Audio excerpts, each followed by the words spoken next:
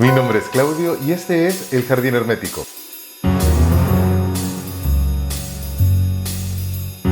Cuando hablamos de literatura romántica muchas veces existe el prejuicio que es literatura ligera, que no tiene reflexión, que es un poco banal. Pero basta ver algunos fenómenos editoriales para darse cuenta que hay un fenómeno más complejo. Porque muchas veces la literatura romántica no solamente habla de amor, habla de modelos de relaciones, de la sociedad que queremos construir, de cómo formamos nuestra identidad y aquello que la cultura considera aceptable o no. Precisamente es allí donde aparece Rachel Reed con una serie de novelas que va a ahondar en un universo que es hipermasculinizado, competitivo y muchas veces violento. Y es precisamente ahí donde Rachel Reed nos va a mostrar una saga de novelas ambientadas en un universo muy hipermasculinizado, competitivo y algunas veces violento.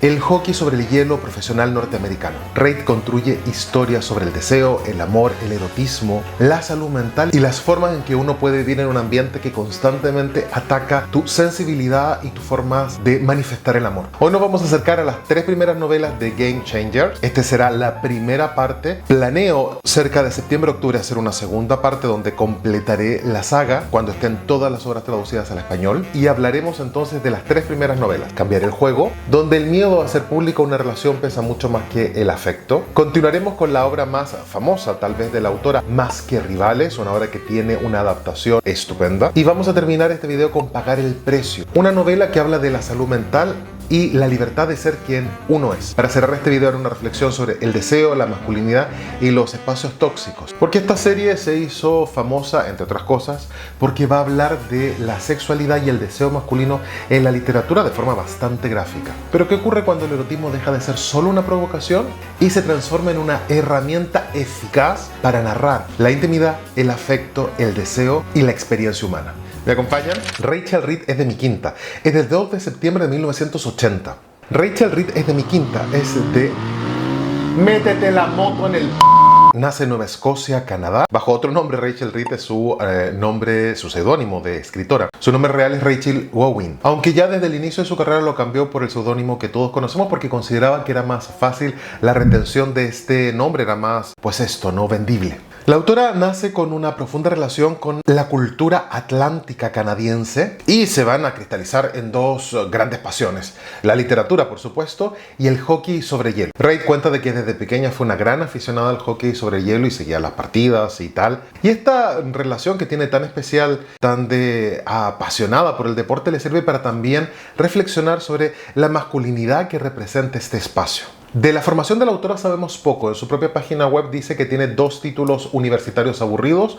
Supongo que no tienen relación con la literatura, por lo tanto. Además, la autora sigue viviendo en Nueva Escocia, sabemos que está casada y que tiene 2 hijos. A mí me resulta particularmente interesante la figura de la autora porque Reed va a nacer en una época donde está cambiando lentamente cómo se entiende y cómo se produce la literatura de masas. Ya no es necesario, al parecer, acercarse a los círculos literarios para publicar. Ahora tal vez, sobre todo en cierto tipo de literatura, es mucho más importante saber posicionarse en la red. Ella de hecho compartía sus textos de manera digital, lo que hace que su escritura se desarrolle de forma diferente a lo que estábamos acostumbrados los últimos 100 años. Ella tiene un contacto directo con sus lectores porque claro, si lo pones en internet y vas teniendo cierto éxito, la gente te va haciendo comentarios, te va haciendo observaciones de la historia que va contando y eso también la va upando y va logrando perfilar el público lector que ella desea capturar. De hecho es más, su ingreso al mundo de la publicación editorial es relativamente tarde. Tal es así que tenía expectativas tan modestas de la posibilidad de publicar que ni le contó a la familia que había mandado un manuscrito. Y es interesante ver cómo ya el camino tradicional de tengo que relacionarme solamente con el círculo de escritores para que me acepten y empezar a publicar, como ha ocurrido tradicionalmente, ha cambiado también por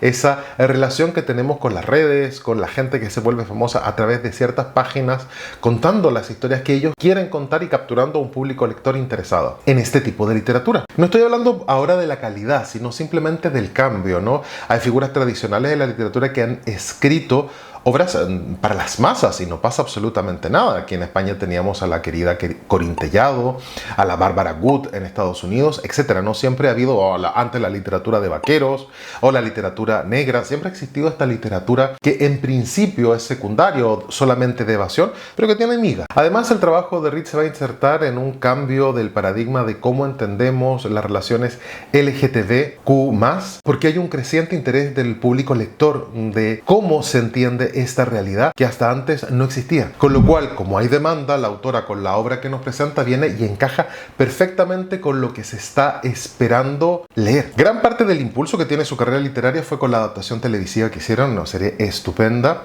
Aquí me voy a hacer un alcance. Conozco esta serie de libros y conozco la serie televisiva porque nosotros hace tiempo con mi esposa seguimos un youtuber estupendo, es Cámara en Mano su canal, que hace reseñas de películas, series y tal. Bueno, con la cantidad de series y películas, y para no tener cierto FOMO, nosotros hemos decidido hace tiempo ver algunos youtubers o booktuber para que te vayan recomendando también según su perspectiva, algunos que nos dan confianza o nos gustan sus análisis. Y el análisis que hace Cámara en Mano de la serie me pareció tan potente, tan interesante como lo relataba, que buscamos la serie, vimos la serie, me pareció genial y digo, mira, para el mes del orgullo voy a leer todo lo que encuentre de la autora. Y esto he hecho, ¿no? He leído estas 3 obras, pero sé que quedan más por traducir, que es lo que haré cuando termine de aparecer todo en español. Y sobre la serie televisiva, en este video no voy a hablar más, por favor, les dejaré acá abajo el enlace del análisis estupendo que hace Cámara en Mano. Les recomiendo un montón verlo porque está súper bien. Por último, quiero contarles que el 2023 nuestra autora fue diagnosticada con Parkinson. La autora ha hablado públicamente sobre esto, también ha dado visibilidad a la enfermedad, ha contado las dificultades que tiene para escribir, para seguir con su vida personal y también profesional. Con esto cierro el apartado de la vida de la autora. Como ven, he encontrado poca información muy jugosa, pero yo creo que aquí el interés está en la serie de la que vamos a hablar ahora. La primera novela, Game Changers, que sale publicada en 2018 y en español fue traducida como Cambiar el Juego, inaugura esta serie de novelas, que todas van a estar ambientadas en el mundo del hockey y todas van a tener que ver con la tensión entre la identidad y el ambiente un poco tóxico de la masculinidad del deporte profesional. Pero literariamente no va a ser nada novedoso la autora, va a tomar los códigos propios de la novela romántica del siglo XX, agregando una capa más, haciendo una reflexión sobre la visibilidad, la aceptación, la salud mental, que a mí me parece súper importante. Y va a tener un gran componente erótico. Cambiar el Juego se va a centrar en nuestro protagonista, Scott Hunter, el capitán del New York Admirals, uno de las mayores estrellas de la liga de hockey. A sus 28 años, Scott va a representar el pináculo de la carrera deportiva de alguien que juega hockey de manera profesional. Es capitán, ha ganado varios torneos, aunque ahora su equipo está un poco de capa caída, pero de todas maneras es reconocido como uno de los mejores jugadores de hockey de su generación. Ahora, el asunto es que Scott prácticamente ha pasado su vida ocultando su identidad como gay, por el temor que tiene por hacer pública su orientación sexual, con lo cual Scott vive constantemente en la autocensura, el miedo y el temor a ser descubierto. Por otro lado, vamos a tener nuestra contrapartida, el objetivo amoroso de Scott, que va a ser Kip Grady, un joven que hace poco terminó su carrera de historia del arte, según recuerdo, o artes plásticas, no recuerdo, que tiene ganas de hacer una maestría tratando de bregar en la vida, no tiene trabajo, con lo cual termina trabajando en una tienda que vende batidos de fruta para intentar tener dinero, juntar un poco y comenzar sus estudios de posgrado.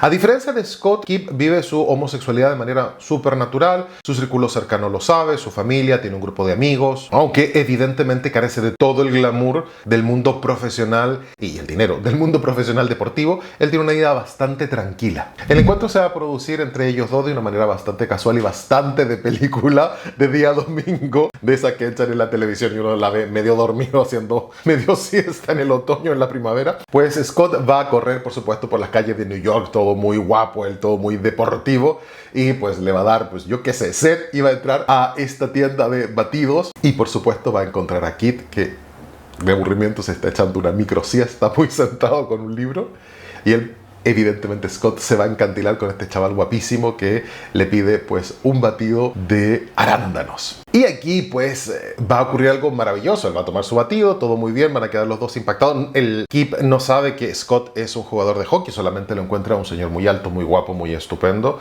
Y Scott queda prendado por este chaval. Y ocurre que en la noche Scott tenía un encuentro deportivo de hockey. Como iba de capa caída, como les había comentado, esta vez le da la vuelta a la situación y tiene un desempeño estupendo en la pista congelada. Entonces coge la excusa de, pues, como me ha resultado esta estrategia de tomar el batido me trajo suerte y la próxima vez que tenga un partido voy a ir a comprarme un batido a esta tienda. Por distintos avatares que no les iré contando porque claro, aquí la chicha y la gracia es cómo se van conociendo, cómo él vuelve una y otra vez a la tienda, los posibles encuentros y los amigos que tienen o no en común, pero evidentemente para que haya una novela romántica pues estos dos van a terminar juntos, ¿no? Aquí la exploración que hace Reed es qué pasa cuando alguien tiene toda la potencia de la libertad para manifestar su deseo sexual. Además tiene el apoyo de su familia y de los amigos, pero no tiene todo la libertad económica que quisiese. Y por otro lado tenemos al protagonista que sí tiene toda la libertad económica que quiere, el prestigio y el cariño de los aficionados,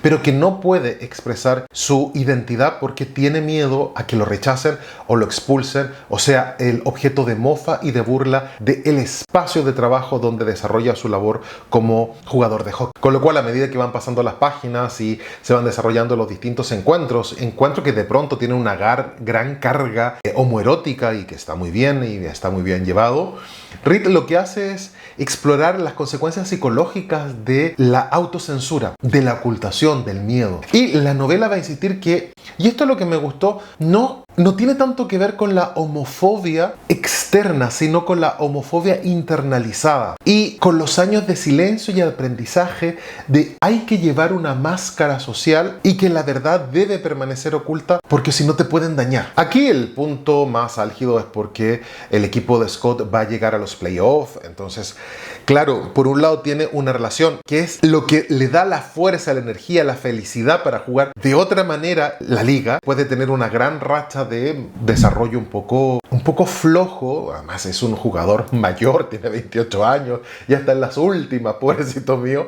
Aparece esta inyección de energía, de felicidad, de alegría que hace que juegue de manera diferente. Entonces, ¿cómo conjuga esta felicidad que se le desborda con la vida privada, ¿no? La vida privada es muy feliz, en el campo deportivo también es muy feliz, pero el secreto lo está comiendo por dentro. Y por otro lado, Kit se siente terriblemente triste porque él le quisiera contar a sus amigos, a su familia, hacer público la relación que él también lo tiene muy contento, pero no puede porque la pareja le pide por favor que guarde silencio. ¿Qué hacemos allí? No les cuento más, la novela es sumamente entretenida, por favor léanla.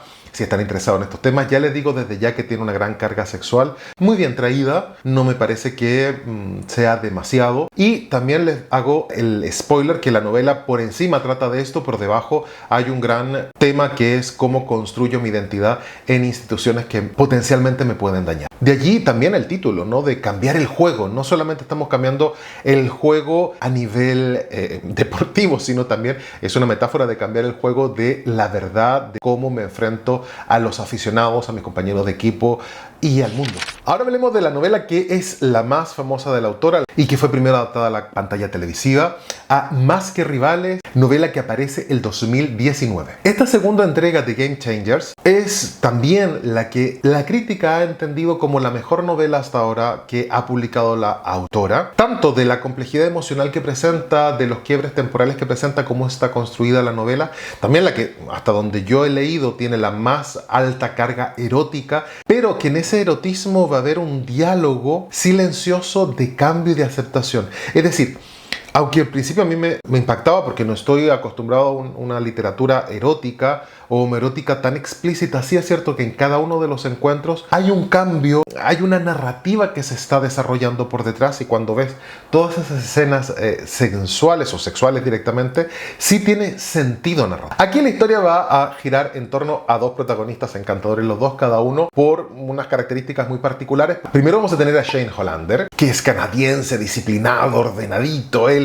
todo lo cumple perfectamente, muy guapito de cara, muy estructuradito, juega que te mueres, es un chico muy amable. La autora ha dicho que tiene, o ella lo imaginó, y de hecho en la serie televisiva se ve muy bien, como si tuviese TEA, no diagnosticado, es decir, es funcional, no le gusta mucho hablar en público.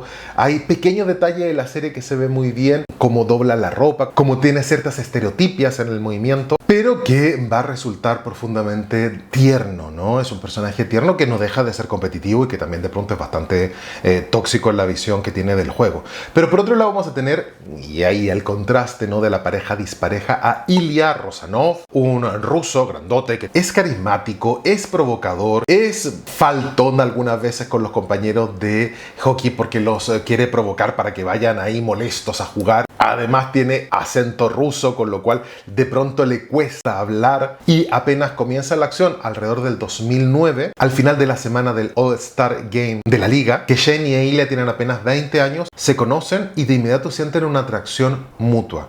Aunque la prensa los considera como los dos jóvenes promesas y de inmediato los ubica en el plano de los rivales, ¿no? Uno que va a representar Canadá, lo propio, lo nacional, la idea que tenemos del deportista, que es muy humano, muy atento, muy aplicado, que se preocupa por jugar, y después el chico rudo, el chico malvado, el extranjero además que viene a comerse todo el mundo del hockey porque con esa potencia rusa quiere echarse el mundo en el bolsillo. Lo que va a comenzar como un encuentro sexual impulsivo, un poco torpe, a medida que van haciendo la autora, y esto es lo inteligente, ¿no? Va haciendo saltos temporales, van pasando las temporadas y los años, y a medida que van, bueno, los equipos encontrándose, ellos también a su vez tienen ciertos encuentros, también transpiran mucho y sudan mucho y lo pasan muy bien al parecer, tienen ciertos encuentros, pero ellos van a ir también cambiando y la relación va a ir cambiando, y se nota desde la primero que es mucho más instintivo, mucho más animal, pero entiéndase, instintivo y animal no lo pongo como una mala característica, sino porque la pasión los come y se comen ellos, y vamos a ir conociendo de a poco cómo esa pasión desbordada se va a ir transformando en un afecto entre ellos, aunque por otro lado toda la afición, todo el mundo del hockey los va a poner como los rivales estereotípicos del mundo del deporte. Entonces van a tener que actuar muchas veces como los grandes enemigos y que se odian a morir y que los equipos van a estar encontrados. Pero nosotros los lectores sabemos que esto es relativamente cierto. Aunque ellos disfrutan muchísimo jugando hockey, disfrutan muchísimo y se pican muchísimo cuando van a jugar, pues hay otra historia. En la noche, en el silencio, hay otra historia que también no deja de ser interesante. A medida que vamos conociendo la historia también entendemos toda la profundidad de Shane Hollander, que tiene una familia que lo quiere, tiene amigos, pero claro, con su característica de neurodivergencia, no había hecho la reflexión de realmente lo que me gusta, lo que me interesa en el plano erótico afectivo. Entonces de pronto llega Ilya Rosanov y le da vuelta al mundo, entonces él no sabe ni qué hacer. Además, Ilya, que por otro lado va de chulito por la vida, tiene una historia personal en Rusia súper terrible, y él era un picaflor, iba de novias y bueno, tenía encuentros con chicos por ahí, todo muy escondido, pero a él le gusta la provocación, pero no tenía el problema de no haber reconocido sus pulsiones. Él las conocía, iba y volvía con sus pulsiones, él estaba muy bien. Entonces, claro, en este juego de nos odiamos, pero de pronto tenemos ahí un suelazo o un camazo o donde sea, porque estos también van por ahí rebotando por la vida. Él también tiene que asumir que su pareja no había tenido las experiencias que él ha tenido. Él tiene que solucionarse sus problemas en su Rusia natal con su padre y tal. Y los dos son mucho más frágiles. Al principio nosotros empatizamos con Hollander porque nos parece el más sensible, y es lo bonito de la construcción de los personajes. De pronto descubrimos que Rosanov también, no sé si también, tal vez es más frágil que Shane, porque lo que ocurre en su familia y también la sociedad rusa, con las limitaciones que tiene para la manifestación de las disidencias sexuales, Ilya pues se va a jugar hockey, que tampoco es el deporte más abierto, pues se encuentra entre la espada y la pared, literalmente algunas veces, porque si digo lo que estoy sintiendo y lo que me pasa cada vez más con mi enemigo, pues se me va a echar todo el mundo encima. Lo dejo hasta aquí. Es una novela que me ha gustado mucho, sigue la formulística de Enemies to Lover, esto es así, sigue el manual y pasa todo lo que tiene que pasar. Pero me sorprendió cómo a través del erotismo Reed es capaz de construir una historia emocional mucho más densa que en la primera novela. Y además el personaje de Rosanov se come toda la novela, es decir, es absolutamente encantador. Y con ese desparpajo que tiene, vamos a conocer detrás a alguien que realmente sufre. No les cuento, insisto, el final, lo dejo allí. La serie no es exactamente igual al final, pero bueno, presenta, yo entiendo también para dejar una posibilidad de una segunda temporada, pero la serie termina también muy bien. La novela, me gustó mucho el cierre que le dan. Y claro, de inmediato me fui a leer la tercera novela. El precio a pagar va a ser la tercera novela de la serie Game Changers. Esta va a ser publicada el 2020. Y aquí vamos a desplazar pasar el foco hacia la salud mental de los protagonistas. Y también siento que es la novela más introspectiva de las primeras 3 novelas. La historia tiene como protagonista a Wright Price, un jugador de hockey del equipo de Ottawa. Es cierto que lo van a cambiar bastante de equipos, así que esto de dónde comienza no tiene tanto interés por el perfil de nuestro personaje, que por un lado es un jugador de hockey profesional, ha llegado donde supuestamente tiene que llegar después de entrenar toda su vida como deportista de élite.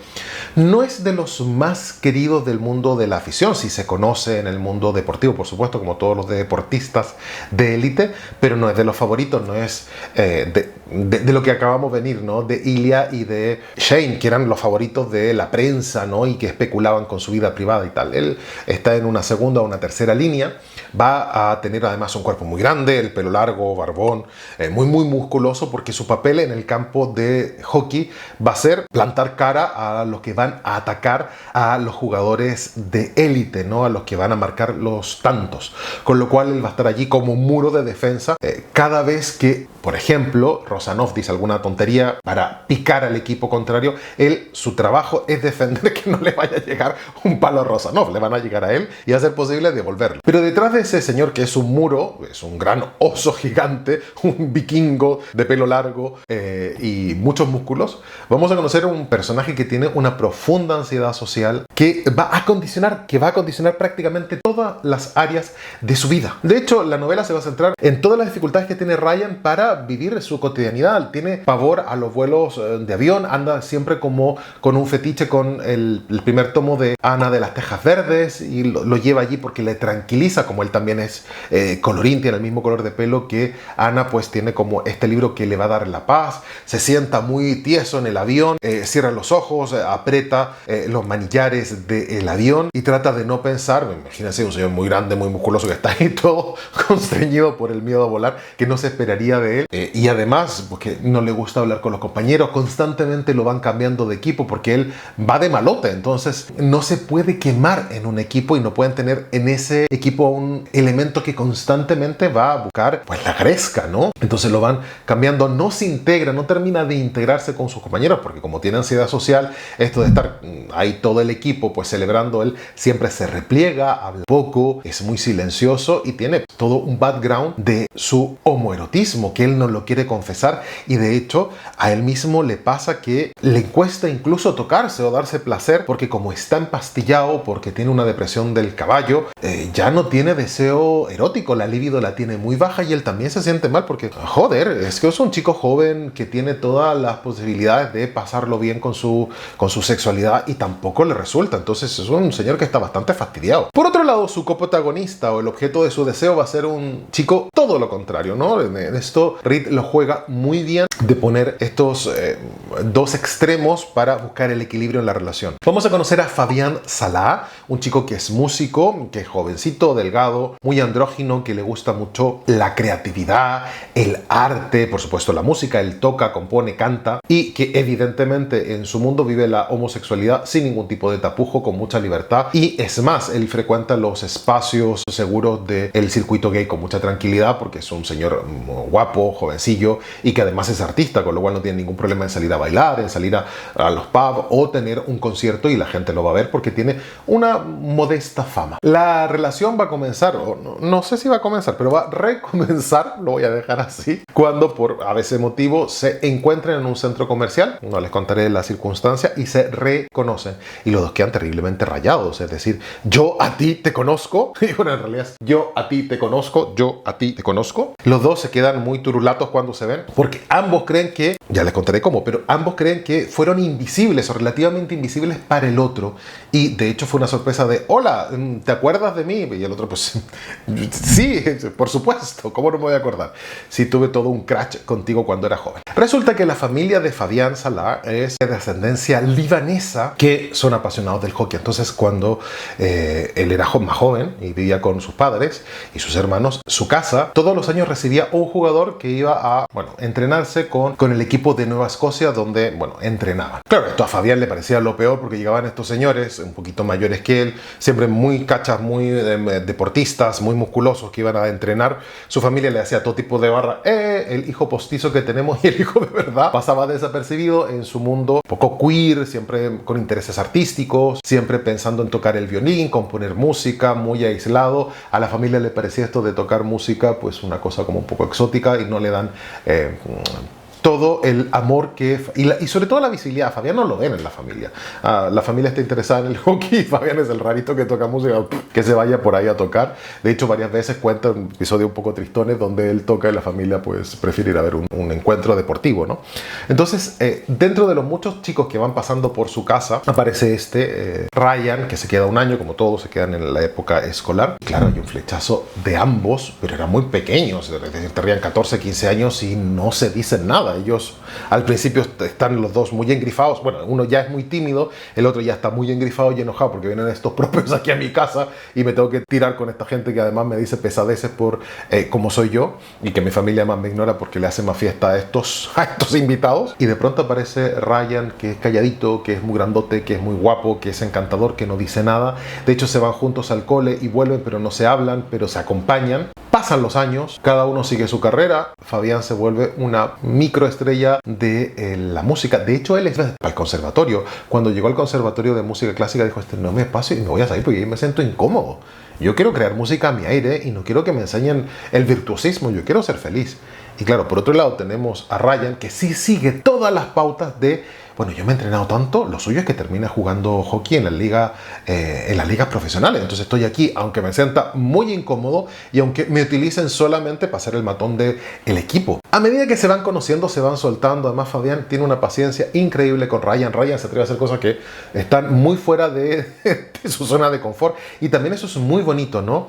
Como entre ellos se van apoyando, son muy buena pareja. Se escuchan, se apoyan, se entienden. Tienen sus tensiones para que la novela funcione y no les cuento más porque tienen que conocer a este dúo dinámico que también tiene gran cantidad de erotismo, pero un erotismo muy diferente. Veníamos de algo mucho más pasional, instintivo, con más que rivales, y de pronto llegamos a una novela como El precio a pagar, donde la relación erótica tiene que ser en el espacio de cuidado, de comprensión. No por eso Ritz no le presta atención y nos va a contar con lujo de detalle lo que están haciendo estos chicos, pero no tiene que ver con esa pasión desatada que estábamos acostumbrados tanto en la primera como en la segunda entrega, sino con una pasión mucho más cuidada, mucho más tierna. Y ojo, porque no presenta el amor como la respuesta salutífera a todos los problemas de salud mental. Muy por el contrario, con eso es muy honesta. Ryan lo pasa mal, Fabián lo apoya, pero el amor no lo soluciona y no lo sana todo, y eso creo que es muy importante. El amor acompaña, pero no es mágico, no tiene la varita mágica para sanarte todos los males, y eso es muy bonito de que lo destaque la autora, y que Fabián va a ser un gran acompañador en el proceso de Ryan de darse cuenta de dónde está, dónde quiere seguir y lo que él quiere construir como un futuro. Quiero comenzar aclarando que estas tres novelas me sorprendieron.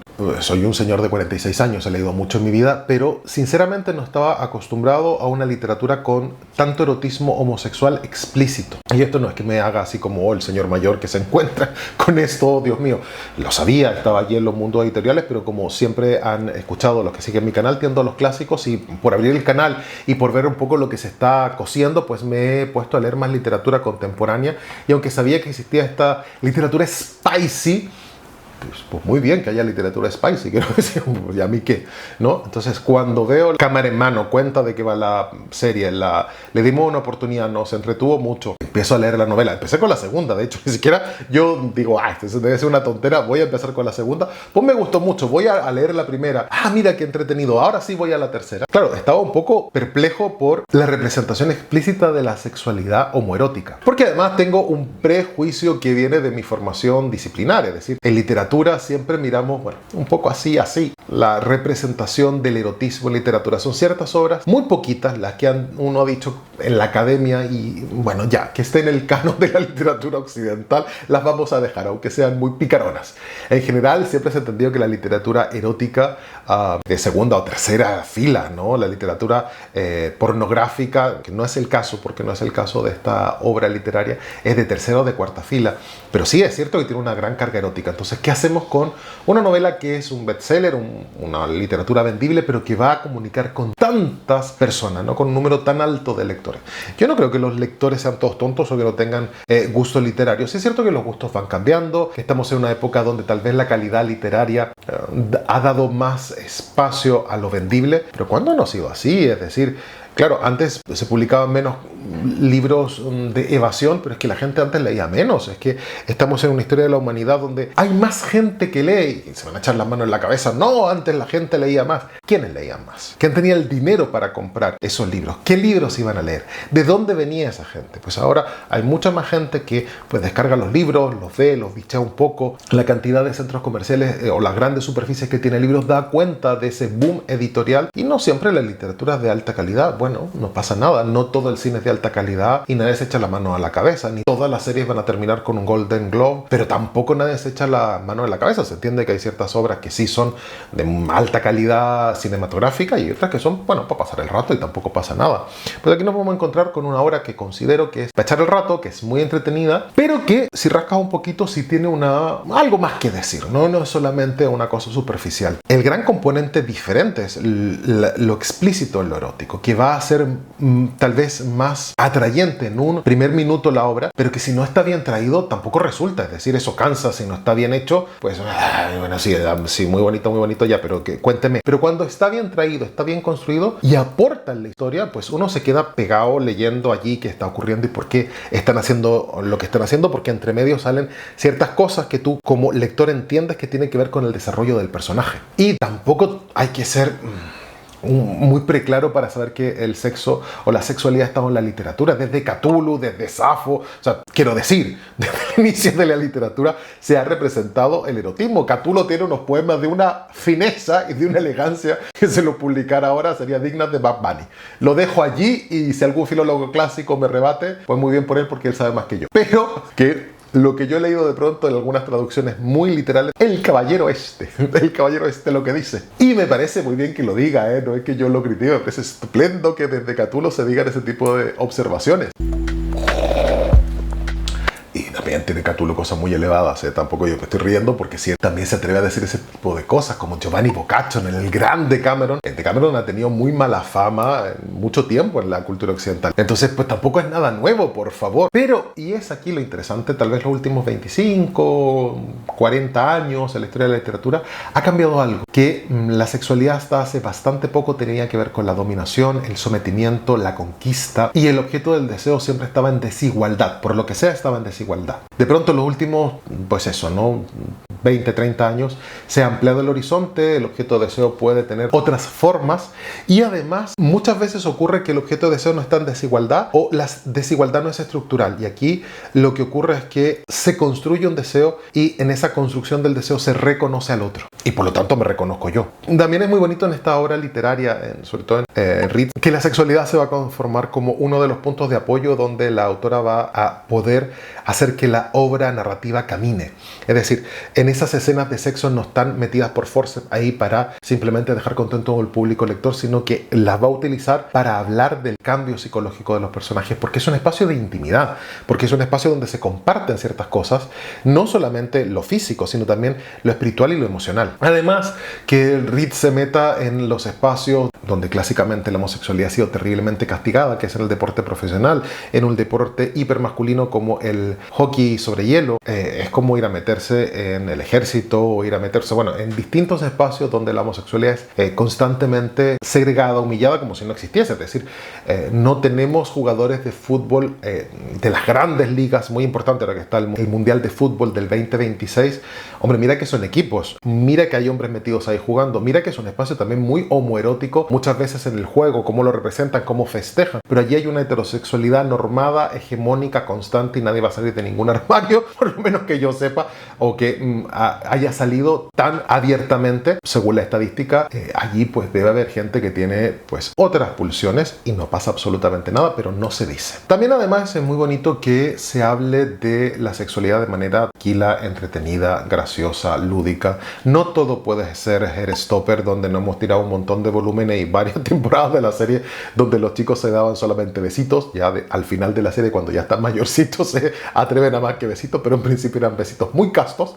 Y también está muy bien, bueno, Heartstopper va a hablar de la amistad, del autoconocerse. Tiene otro público y nos quiere contar otra cosa. Aquí la serie Game Changers tiene que ver precisamente con cambiar el juego, con que las cosas, el statu quo y esa heteronorma castradora debe cambiar para que todos seamos más libres y más felices. Lo único que yo no estoy aquí, me perdonarán el apunte, lo que no estoy de acuerdo, pero bueno, ¿qué vamos a hacer? Es decir, claro, son todos deportistas, son todos guapísimos, la autora lo describe como casi bajados del Olimpo, todos estupendos, guapísimos de cara, guapísimos de cuerpo, guapísimos de sus partes nobles, que son todas gigantes y todas estupendas, y todo funciona a la perfección. Tal vez ahí la tercera entrega, el precio a pagar, es donde no vamos a encontrar tal vez cuerpos que sean diferentes, sino vamos a encontrar que de pronto el cuerpo no va a reaccionar a las pulsiones como al personaje le gustaría porque tiene problemas de salud mental.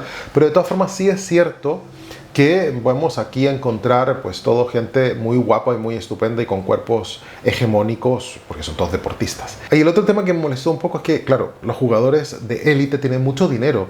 Entonces no deja de ser la historia de la princesa de cuentos que se encuentra con el príncipe valiente que o la viene a rescatar o la viene a mirar. Sí es cierto que son a la par porque en algún minuto uno le dice, mira, se acaba esta relación y se acaba. No tiene que ver con eso, pero sí me molestaba. No me molestaba, me quedaba pensando en, jolín, claro, es que seguimos en esos espacios de alto nivel económico donde los personajes, o los dos, como en Ilia y Shane, se pueden comprar un piso entero para ir a hacer el desmadre porque tienen dinero y porque Ilia pues tiene vacío emocional, entonces hace una colección de autos de lujo. Me da no sé qué, ¿sabes? O en la primera entrega, Kit quiere hacer un máster en historia del arte, pero no se los puede pagar. Entonces maestría, ¿cómo se la paga? Y Scott tiene dinero. Entonces ahí vuelve a hacer esa tensión entre yo tengo poder económico, tú no. Ahora, no lo solucionan con te ayudo, tiene más vueltas de tuerca, pero sí es cierto que eso me complicó, pero bueno, tiene que ver también con el espacio donde la autora quiere hablar. No me va a inventar que un personaje de las altas ligas del deporte de élite es pobre como una rata porque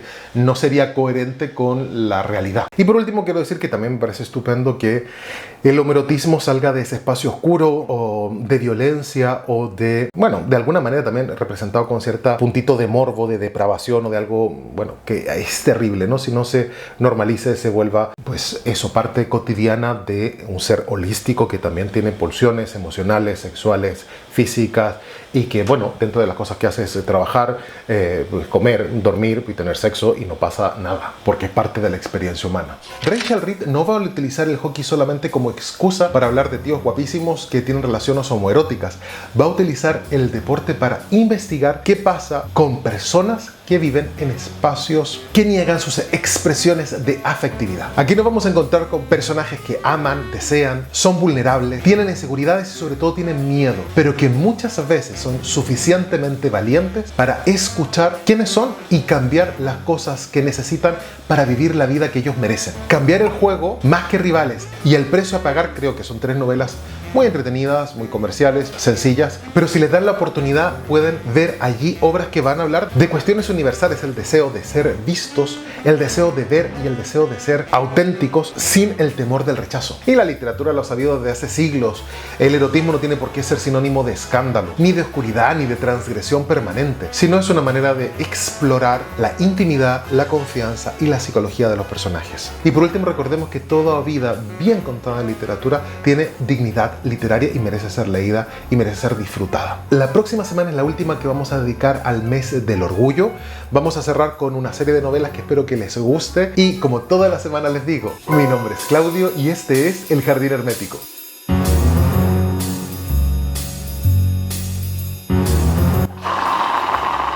Pero suelazo para acá, suelazo para allá, suelazo arriba, suelazo. Claro, como son deportistas no se cansan nunca.